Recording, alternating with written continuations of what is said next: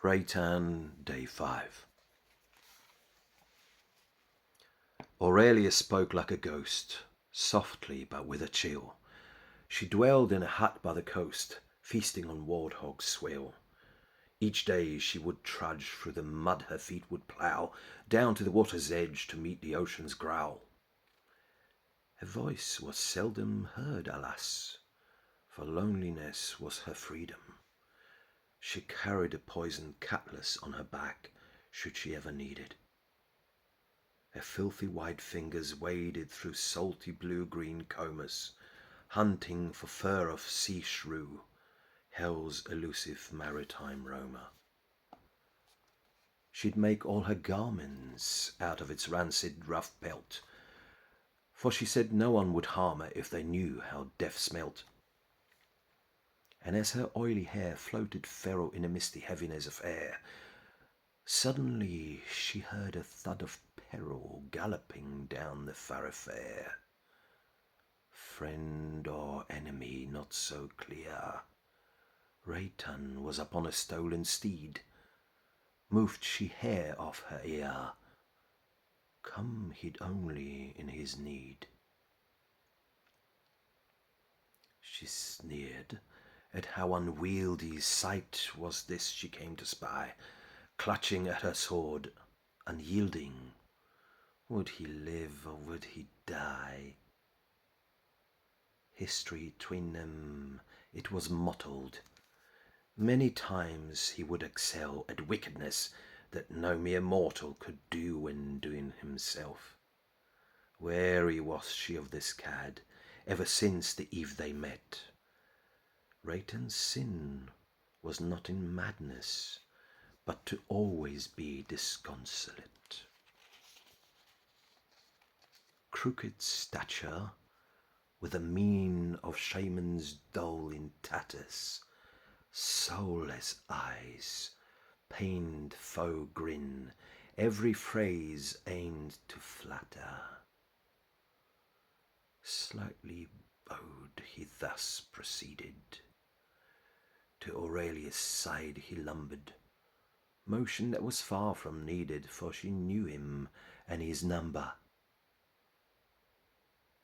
Do I serve thee hemlock wine, or a nettle confit stew? Will you waste my precious time, or is something here for you? Fine Aurelia, thou art sweet, ere so humble and demure. Throw myself right at thy feet, love for which I have no cure.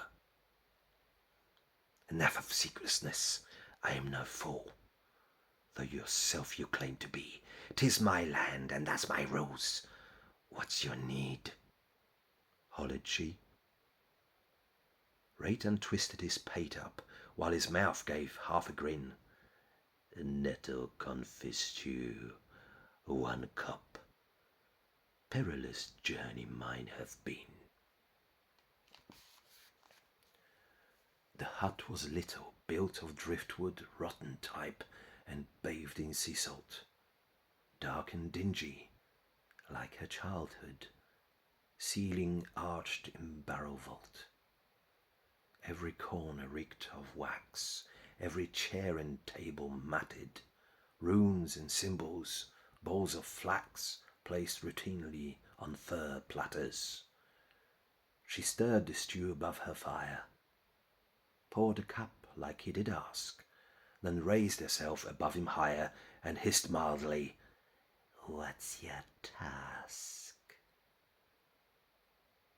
"Sus is a dolt," he began. "You know well I'd need not tell, but what's more, there's a man who's bottom of that well. People know him as the Knight. No one ever gave him name, for he's lighter than a kite, with his reputation same. Kings are fickle, always rash. King's decisions even worse. but the night's brain's a mere mush, and for me this makes a curse.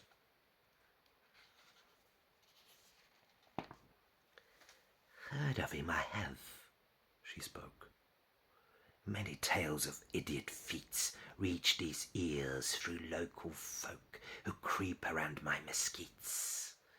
Why doth Sass revere him so, and what makes armour his so bright? That I wish I would have knowed, lest perchance he craves his night.